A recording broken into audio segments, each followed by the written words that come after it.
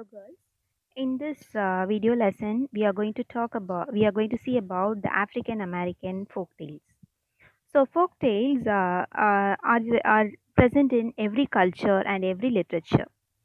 So if you take folk tales, if you split it, you will be getting the words folk and tales.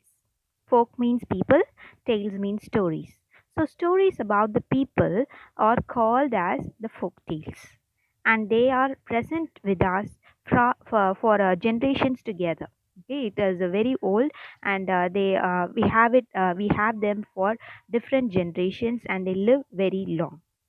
Okay, so, going into the importance of the African American folk tales, unlike the other people, the African American people were transported from one continent to the other continent.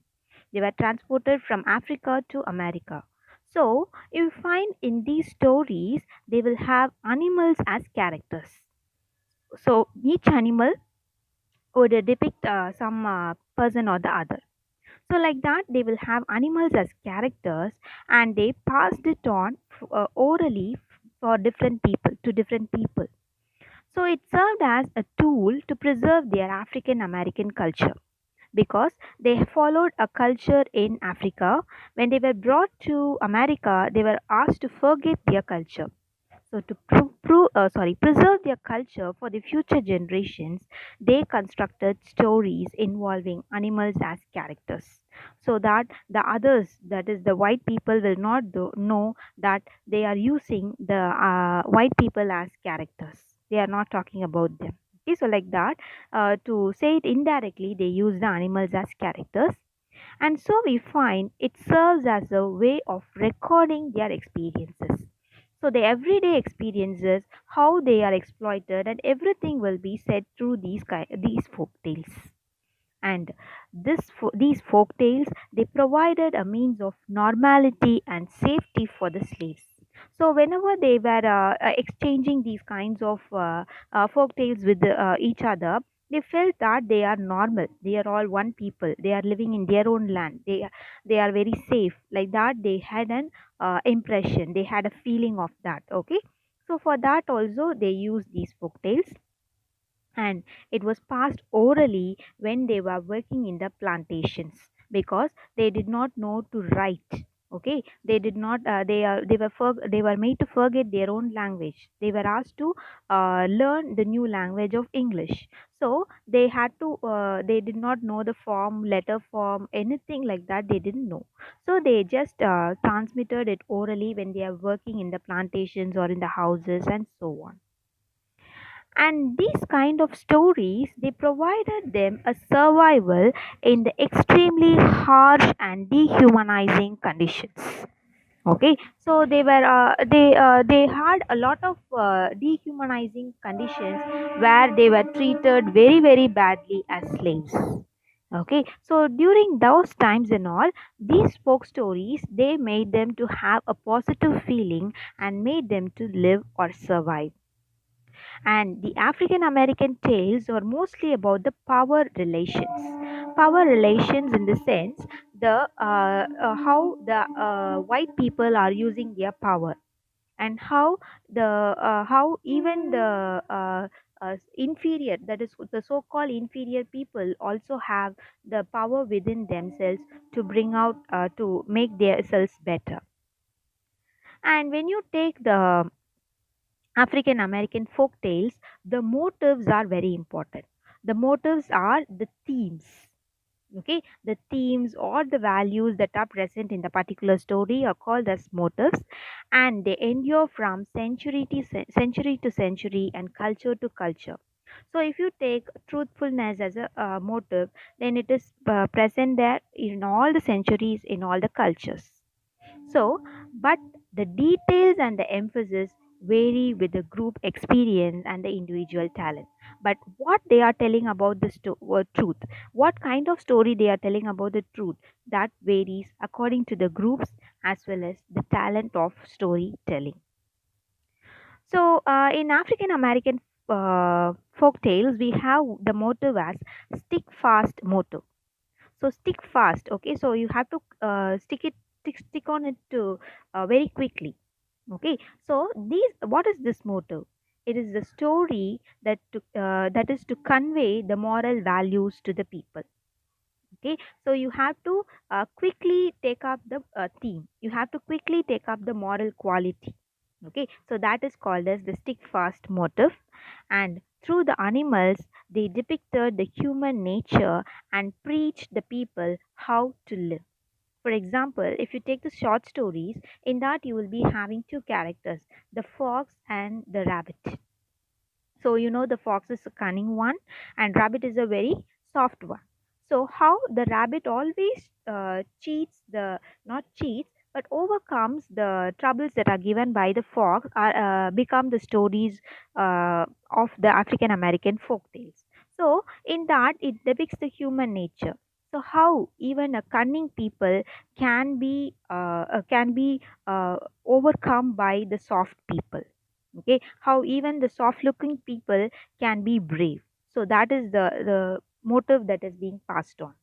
Okay, so now we move on to the first story that we have, what the Brer Rabbit learned.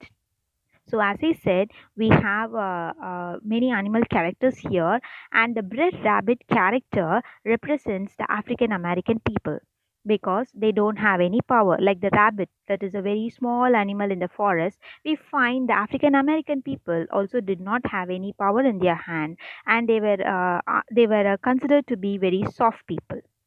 Okay, so what the bread rabbit learned. So I'll just tell the story to you, and then I'll tell you the analysis. So the rabbits and the dogs had a convention, and they decided that the dogs should leave the running rabbits. Okay, so the dogs will always be chasing the rabbits. So the dogs here refers to the people who are in authority or people who are braver or not braver, but who are of higher power.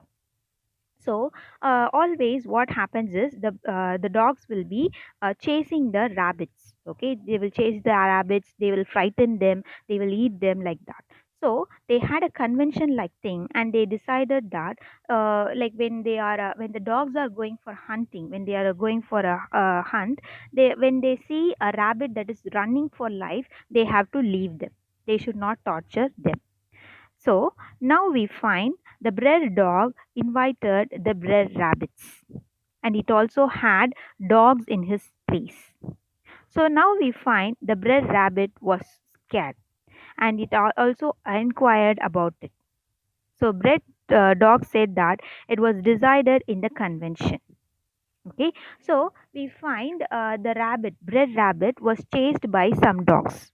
So bred dog, brother, that is bred means brother girls.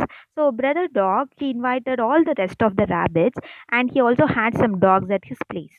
So he was telling that, oh, okay, why are you saying that the dogs are chasing you? Okay, we have decided in the convention that the dogs should not chase the rabbits, and so I think the dogs will not chase you. You are lying. So that's what the complaint that Bread Dog is making. So we find the rabbit is replying that not all the dogs attended the convention, and some dogs are fools, and they don't follow the rules, and they break the rules. So you find the rabbit's brave reply here. Not all the dogs attended the convention. That is the convention that was held before. Okay, so we find he says that rabbit says that not all the dogs attended the convention, and even if everyone attend, there are some exceptions who are bad, who are fools, who don't understand it and break the rules. So we find here the rabbits didn't go to the school, but they are intelligent, and they ran away from the place before the rain and the harm that the dog intended to. Okay, so you find the rabbits, though they did not go to the school, they were intelligent. Okay, so they were intelligent enough to know what the other person is thinking of. So they ran away from the place before the rain and the harm that the dog intended to. Okay, so here what happens is, okay, so actually in this story, you find one dog will voluntarily come to the rabbit's house. Okay, because the rabbit would have told that the other dogs are chasing him. So the the dog himself would have come to the rabbit's house along with some dogs, and it would say that we have already decided in the convention, and so no dogs would torture you. But the rabbit will bravely reply that not all the dogs attended the convention, and some dogs are fools who break the rules.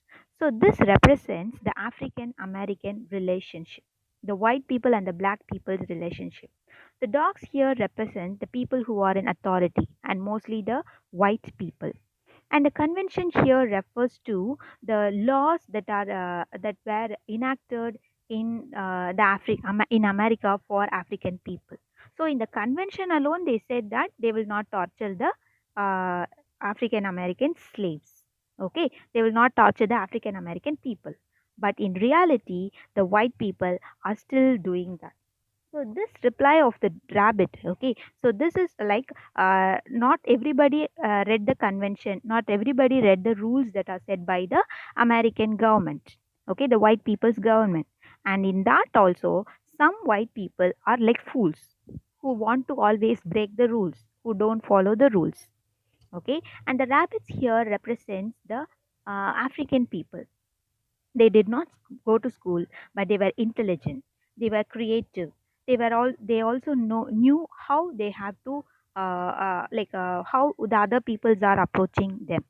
So here we find when the rabbit was talking to them, the dog actually came to eat the rabbit there, to torture the rabbit there. So when the rabbit sensed that the bread dog is going to do something, she immediately runs away from the place before rain. Okay, and he did not allow the dog to do any harm to the rabbit. So like that we find the African people also are like that, the black people are also like that. They know, they are very shrewd enough to know what the other person is thinking of, and before any harm comes, they want to go away from the place. That is the any kind before any white is going to torture about to torture them, they have to go away from the place. So that's what the bread rabbit learned, and that is what is conveyed to the other people, African people, through this story. So if any white person in an authoritative place does something against the rules, they have to go away from them. Okay, so that's what Bread Rabbit learned, and that's a lesson. Okay, so the next story in the folktale is Bread Rabbit falls into the well. Okay, so in this we find bread rabbit, bread fox, bread coon, and bread bear, and so on. All the animals, okay, many brothers. Okay, they all address each of them as brothers. Okay, so they are all working in the plantation. They are working in the corn garden, and you find this bread rabbit used to be a very naughty one. Okay, so it did not want to. It was very tired, and it did not want to work. So what it was doing is it thought it can do a trick. So bread rabbit shouted once, and then it said that he has stuck a briar in his hand. Okay, briar in the sense a very pointed thorn. Okay, a very big thorn. Okay, so that briar has been stuck in his hand, and he says he cannot work. Okay, and the other says that okay, it's a very dangerous thing. You just put an ointment and you please go and take rest, like that they say. And we find now bread rabbit is very happy, but it doesn't show its happiness because the others might doubt. So it just goes there near the well, and it finds a bucket over there. So it sits in the bucket and it thinks that okay, I'll rest here so that no one will know me that I am resting like this, and it is a very comfortable place also for it. So it thinks like that, and then it steps into the bucket. And unfortunately, what happens is when the bread rabbit, the other like in the well, you would have seen when the wali tongue. Okay, so in that one will be higher and the other one will be down. So when you put weight on the other thing, it will fall down. So like that, when the bread rabbit was very heavier, we find the bucket goes inside the well. Okay, and the brother rabbit is also very much afraid. And at that time, we find the brother fox, bread fox, is very much curious about to see what the bread rabbit is doing. So it wanted to find out whether the bread rabbit has told the true thing or a lie. So it goes behind, and he looks into the well, and he finds the bread rabbit dead. Okay, he finds bread rabbit inside the well, and it also wonders why is he inside the well. And then he thinks that whether a bread rabbit might have found out any kind of treasure over there. So it is asking about, okay. So we find then bread rabbit is he is wondering, sorry, bread fox is wondering why a bread rabbit is standing there. So it is asking bread rabbit why are you here inside the well. And bread rabbit now thinks of a plan, and he thinks that he tricks, and he is telling the bread fox that he has found a lot of fish, scores of fish there. And it also says that, come brother fox, come inside so that you can I cannot take this with my hands. Okay, it's so much of fishes are here, and I cannot take with my arms. You also come inside, we can take them and have a feast. So it's telling like that.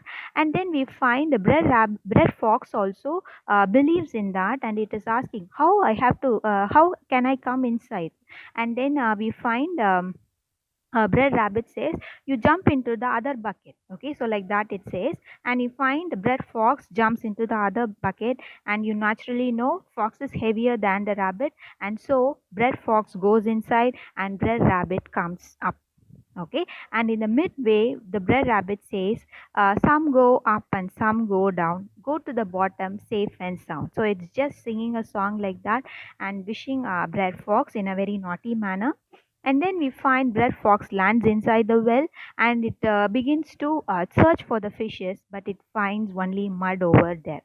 Okay, and then we find bread rabbit after reaching the top, it's saying that the hunters are coming for drinking water. Okay, so it is telling that, oh, okay, you have to escape, but the hunters are coming there. If they find you inside the well, they might attack you and kill you. Okay, so it's just giving a warning like that. Okay, and then we find the hunters come there, and red fox, when they are just uh, railing the bucket, we find red fox comes up, and it escapes in a wink and escapes the hunter's eyes. Okay, and then we find fox and rabbit, they resume to the work, but they don't say anything to the others over there, because then they might think how the fox is unable to do his own things, and how it is very foolish.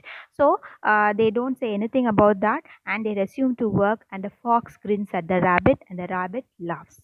So here you find how the rabbit that represents the African people, how the rabbit outsmarts the cunning fox. Okay, so this is one attribute that the African Americans need to learn. And so through this folktale, they are telling about how they have to tackle any cunning people like that. Okay, so the next story that we move on to is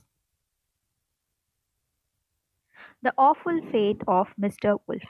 So we saw about fox, and wolf is also a sly one. Okay, they are sly and thing.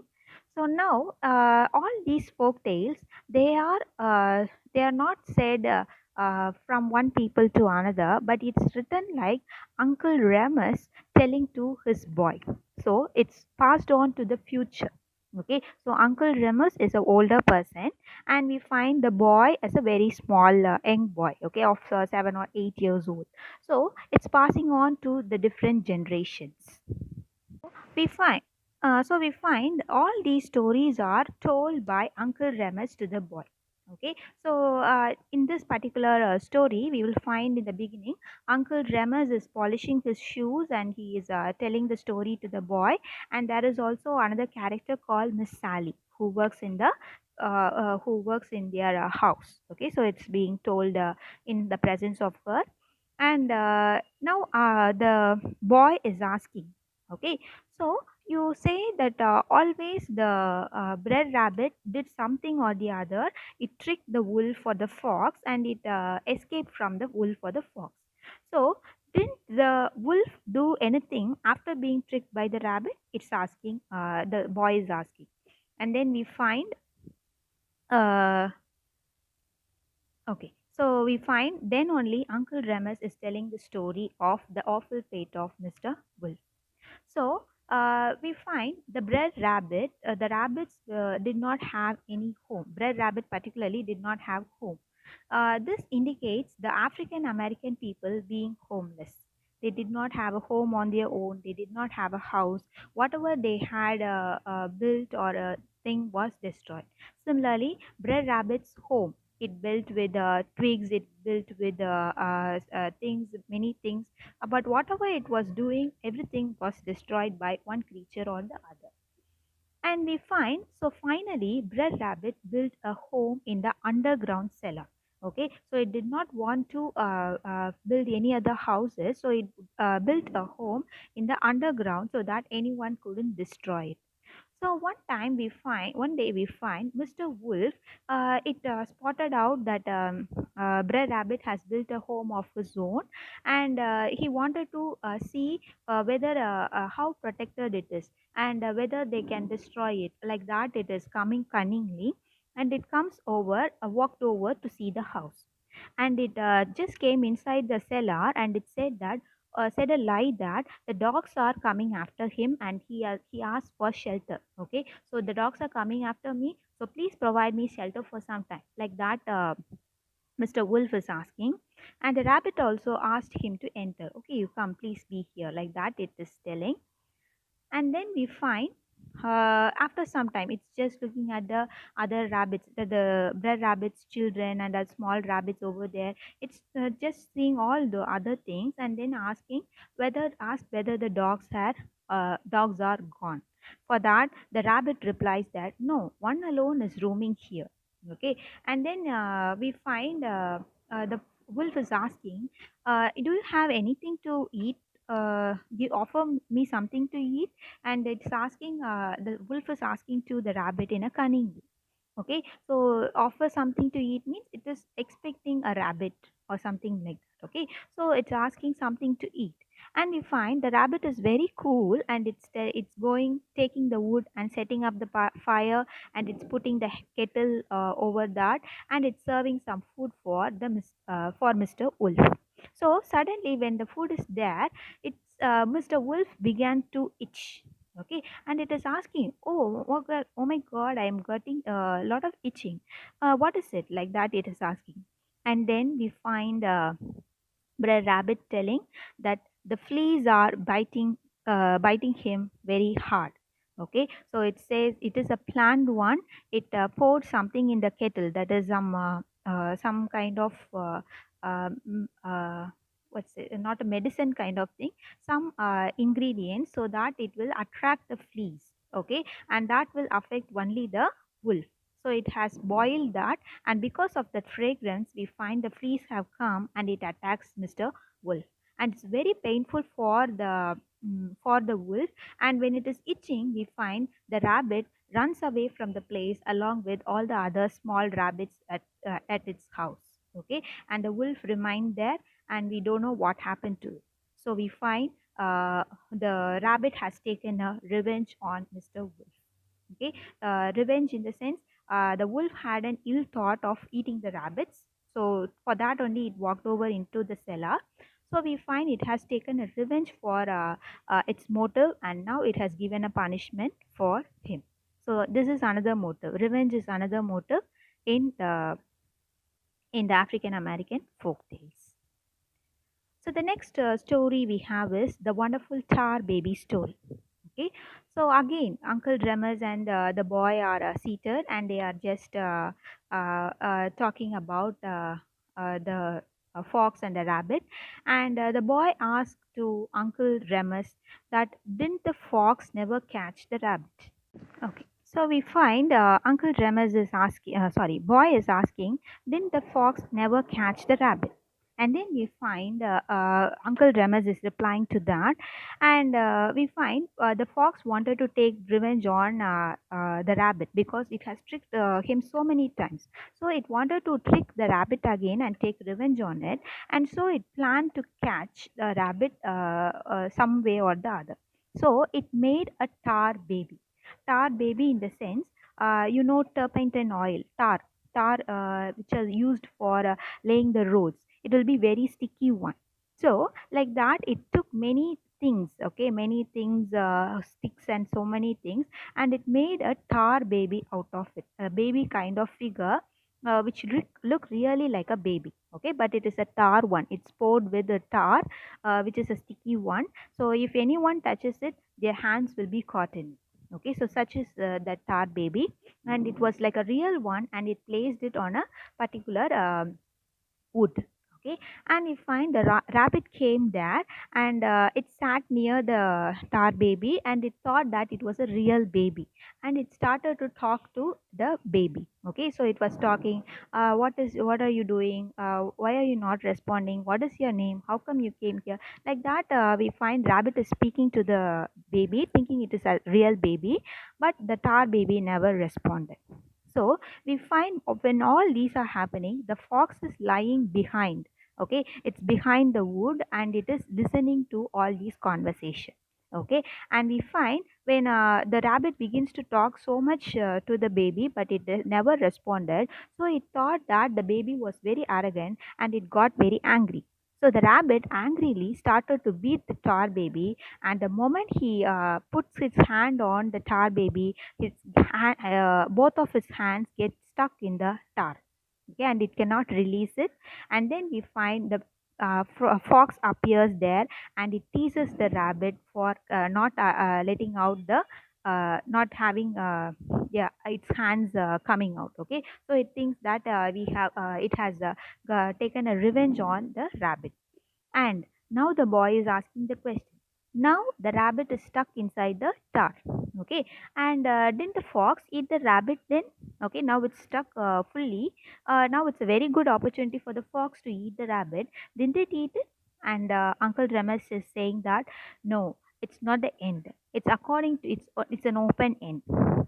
Open ended one means anyone can tell the conclusion of it. Okay, so according to the individual's perception, it is left to you to decide what happened next. So some say that it escaped, it did not the fox did not eat the rabbit, it escaped. And some say that by doing some tricks or the other, it escaped. And some say that the bred rabbit bred bear. Okay, bear is like a kind of a judge or something. Okay, so it came there and solved the problem between the fox and the rabbit, and it did not allow the fox to eat the rabbit. So you have, according to the individual's perception, for example, if it is a white person, they would say that the fox ate the rabbit. If it is a black person, they will say like if it may tricked, or it may have thought of any other plans, or it may have run away. Okay, even carrying the tar baby, like that. It's left to the individual's perception how to escape from the tar baby.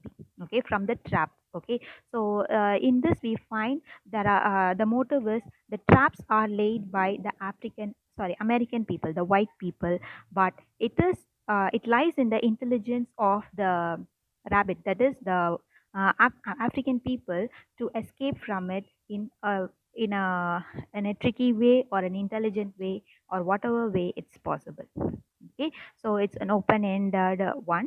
So this is another feature of the African American folk tales. Some stories are left for the own perception. Okay, they are open-ended, and you can end it any way. Okay, so these African American folk tales, through these characters, that is especially through the rabbit character. Rabbits are always thought of being soft, naive animal. Okay, so like that we find the African Americans also thought like that, but they should not be like that. They have to outsmart the people, outsmart the cunning people, and come up with, above their struggles. Okay, so that's what the African American folk tales teach the African Americans.